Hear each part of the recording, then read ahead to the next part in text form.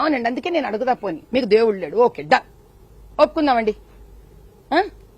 పోనీ మానవ సేవ మాధవ సేవ ఉంది కదా.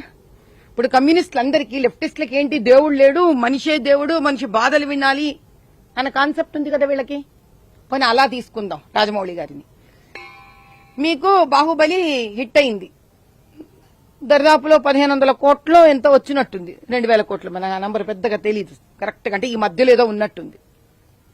పోనీ మీ సెట్లలో పనిచేసిన బాహుబలి సెట్స్ కి బాహుబలి సినిమాకి పనిచేసిన ఆ చిన్న చిన్న ఆర్ట్ డైరెక్టర్ కింద ఉండేవాళ్ళు, క్లాబ్ బాయ్స్, లైట్ మ్యాన్, ఊడ్చే ఆడవాళ్లు, ఆ వంట చేసేవాళ్లు, పోనీ వాళ్ళకేమన్నా ఇచ్చారా? పోనీ కాస్తన్నా అరే నేను ఇంత బాగుపడ్డాను కదా, పోనీ అందులో ఒక చిన్న భాగం, చాలా చిన్న భాగం వీళ్ళందరికీ ఏదో ఒక ఇన్సూరెన్స్ చేయిద్దాం, ఒక FD చేయిద్దాం.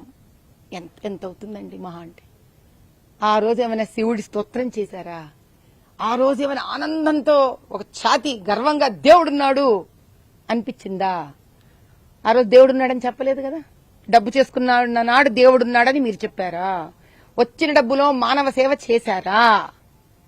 చేయలేదు కదా.